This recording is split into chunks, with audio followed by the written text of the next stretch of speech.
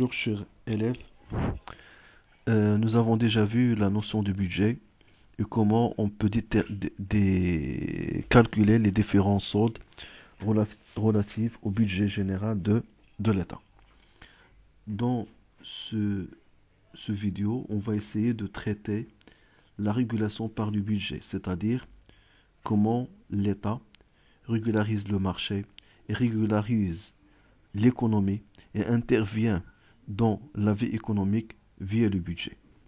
Nous avons déjà vu comme quoi que courant la conception libérale, l'État n'intervient pas dans la vie économique et que le rôle de l'État, vu ses fonctions régulières, est limité dans la sécurité, la défense et la justice.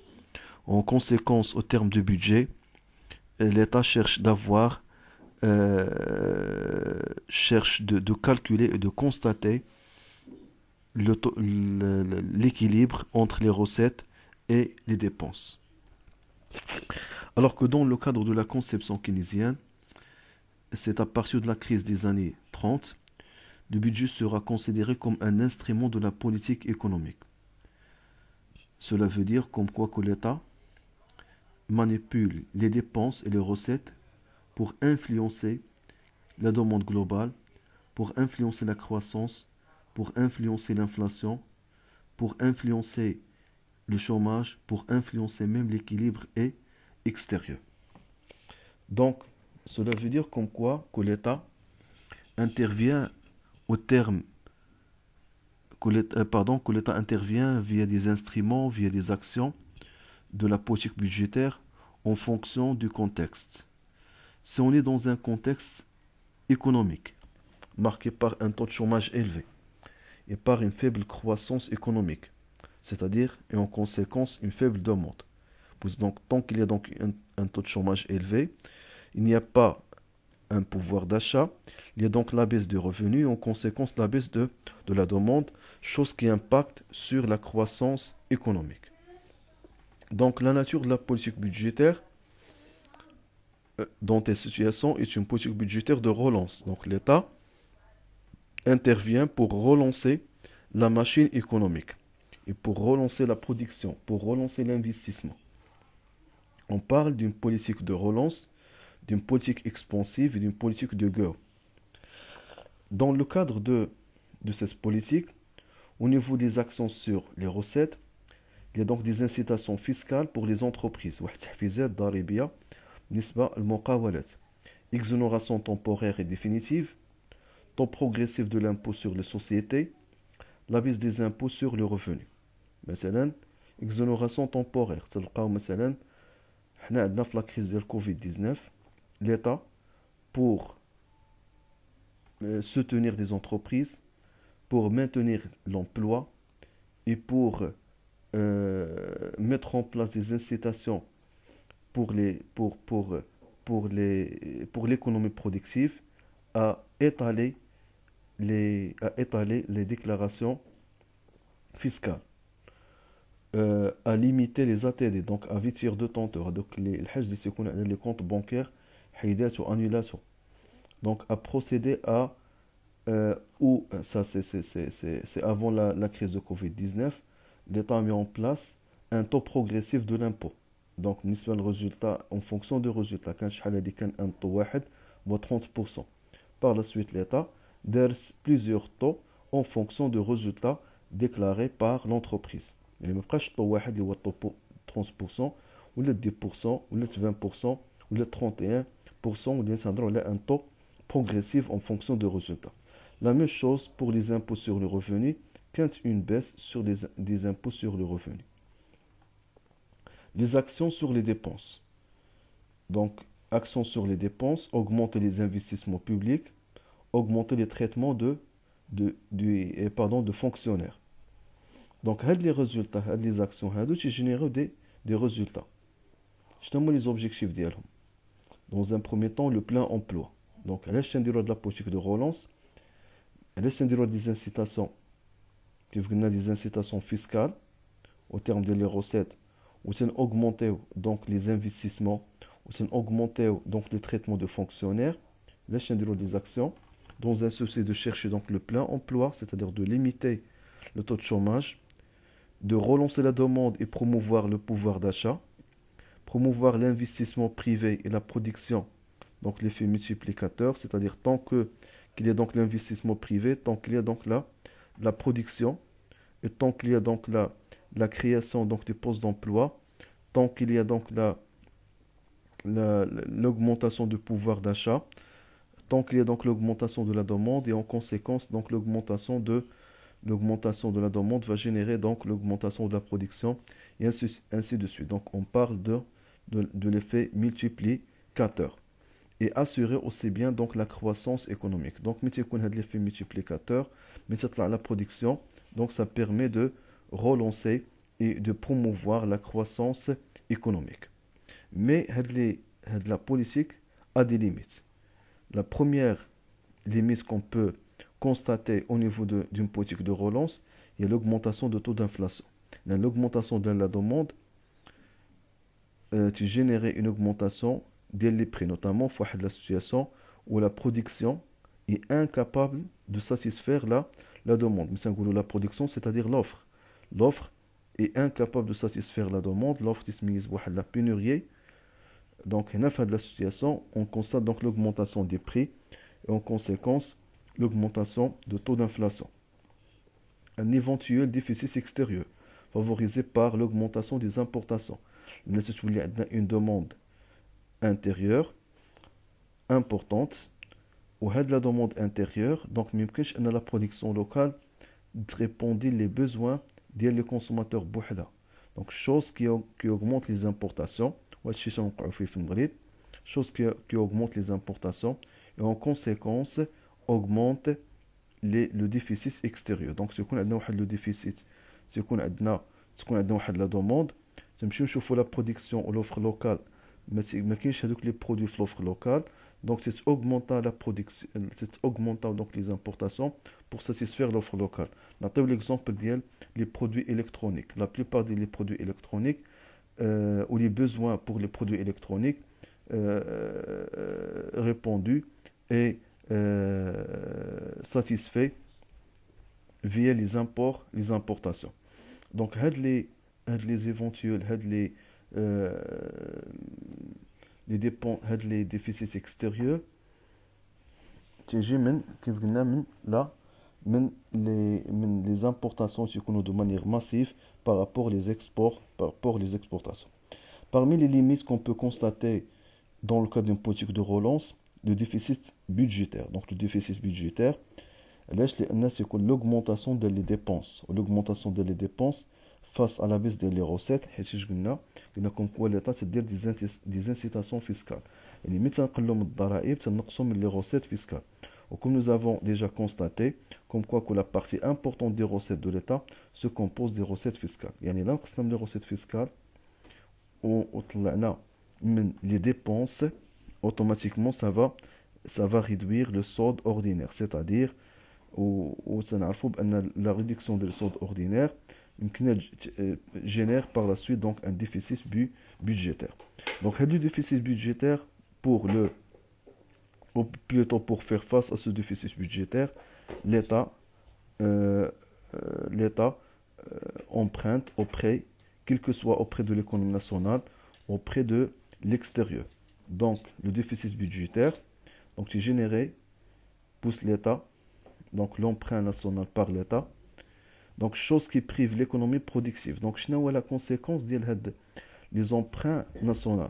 Mais l'État هي les crédits. Donc, on prive l'économie productive. L'économie productive, au moins les entreprises. Pourquoi? Puisque donc les banques ou les bailleurs de fonds préfèrent d'emprunter l'État au lieu d'emprunter donc l'économie productive.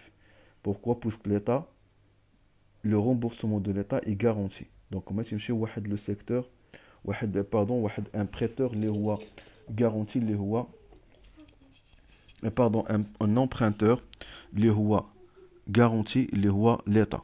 Donc l'État a la garantie ديالها. Mais au niveau de l'économie productive, ce que la garantie n'est pas fiable. Donc du fait si تاخذ l'État هذوك les emprunts nationale, les entreprises. Donc ça augmente les taux d'intérêt en conséquence. La baisse de liquidité sur le marché, le marché monétaire, chose qui augmente le taux d'intérêt et génère en conséquence une baisse des crédits octroyés pour les entreprises et une baisse probable des investissements privés. Une baisse probable des investissements privés, donc probablement un ralentissement de la croissance économique, probablement une augmentation de taux de chômage, une baisse de la demande et un risque de déflation. Donc, l'emprunt national, توصلنا الريسك ديال الانفلاسيون تيقد تيكون التاثير ديالو ان تيكون لوغمونطاسيون دو الشوماج وتاثر على الكرواسونس ايكونوميك وهذا تيتسمى بليفي ديفيكسيون l'effet d'éviction. Donc au niveau de l'effet d'éviction, le financement de l'État par l'emprunt national prive l'économie productive des capitaux nécessaires et les rendre plus chers لان علاش حيت تولي ليكيديتي قليله وتيطلعوا معها لي طو دانتيري وبالتالي تولي حتى لي كريدي قلال. Deuxièmement, l'effet de boule de neige, le recours à l'emprunt extérieur, ce qui produit une spirale de l'endettement public. Donc, là, la situation de déficit budgétaire. Donc, l'État recourt aux emprunts extérieurs. Donc, les emprunts extérieurs, ça augmente les dettes publiques. L'augmentation des dettes publiques augmente en conséquence les charges de commissions et intérêts. Donc, les dépenses ordinaires, les dépenses de fonctionnement, les dépenses de commission intérêts.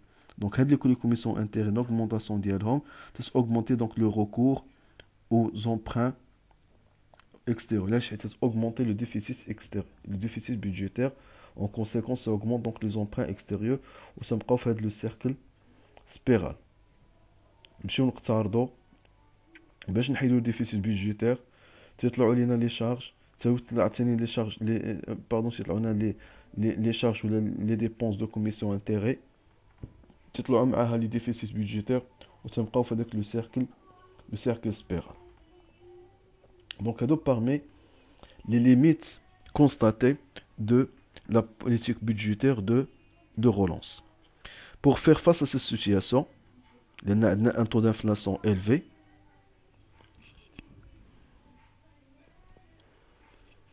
Par exemple, soit tu as un taux d'inflation élevé, soit tu as donc un déficit budgétaire, soit aussi bien une situation situation qu'on peut ajouter aussi bien situation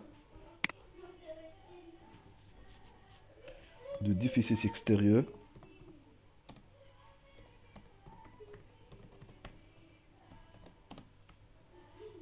situation d'un déficit extérieur. L'État, dans ces situations, doit mener des actions sur la demande et assurer la stabilité des prix. On parle d'une politique budgétaire de rigueur, restrictive ou de stop. Au niveau de cette politique, il y a des actions. Donc, au terme des recettes, l'État augmente les impôts sur les revenus et les entreprises. L'État opte pour l'augmentation des droits de douane. C'est le cas, par exemple, au niveau de la loi de finances 2020.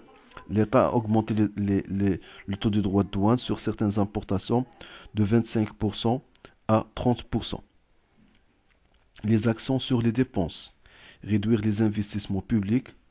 Réduire les dépenses ordinaires. Donc, l'État s'intéresse les investissements publics. Nous avons investi في المدارس في الطرق في l'infrastructure في les hôpitaux etc. Réduire les dépenses ordinaires. Donc les dépenses ordinaires عرفناهم هما les dépenses de fonctionnement. يعني قد ما تبقاش recruter les fonctionnaires de l'État, notamment les dépenses de fonctionnement لأن les intérêts خصنا نخلصوهم alors que les dépenses de fonctionnement l'État doit تفكر comment il peut limiter et comment il peut réduire les dépenses de fonctionnement. Donc, la politique a des objectifs. Premièrement, réduire le déficit budgétaire. Donc, la stabilité des prix. Les déficits budgétaires, assurer la stabilité des prix, la demande mais l'offre, donc automatiquement, ça permet de régulariser, soi-disant, donc le marché et d'assurer donc une stabilité des prix. Une éventuelle baisse des importations, voire un équilibre extérieur. mais donc un équilibre extérieur, mais ça va limiter ou réduire la négativité du solde extérieur. Donc, les droits de douane, ça baisse donc les importations. En conséquence, ça réduit donc la négativité du solde extérieur. Mais la politique de stop, elle a des limites. Donc, les limites de la politique de stop sont, se manifestent principalement dans le cadre d'une faible croissance économique. ما تيبقاوش donc des incitations fiscales, توليو donc des investissements publics limités بزاف, donc تولي donc la baisse de la croissance économique ou une faible croissance économique. مثلا نهضروا على une faible croissance économique en conséquence une augmentation de taux de chômage et la baisse de la production et de la demande, une baisse de la recette fiscale. لأن تنقولوا واحد un proverbe d'un fiscaliste français dit: trop d'impôts tue l'impôt. لأن l'État لما تطلع من les impôts في des politiques de rigueur, تطلع من les impôts, augmenter les impôts, الناس يبداو يتهربوا من الضريبة, تبداو يمشيو للنوار إلى آخره, وبالتالي تنقص donc la recette fiscale. لأن trop d'impôts tue l'impôt. قد ما تنطلع من الناس من الضريبة, قد ما الناس يبداو يقلبوا على الوسائل pour se détourner contre le règlement des impôts et en conséquence la baisse probable de la recette fiscale. Donc pour bien saisir ces points, je vous invite donc de traiter donc un exercice qui est extrait de la loi de finances 2019 et 2020 où vous êtes censé de calculer donc le solde ordinaire, le solde de budget général de l'État, le solde sigma, le recette, donc le solde CST et le solde global. Donc il y a donc certaines informations qui sont déjà communiquées. Donc il vous demande donc de compléter donc le tableau, d'accord, et par la suite de liser les résultats soulignés. Donc vous avez donc les résultats soulignés, le solde ordinaire, donc concerne donc le résultat de 2020 et les variations au titre, les variations de solde ordinaire et les variations de solde global. Et je vous remercie infiniment pour votre amiable attention.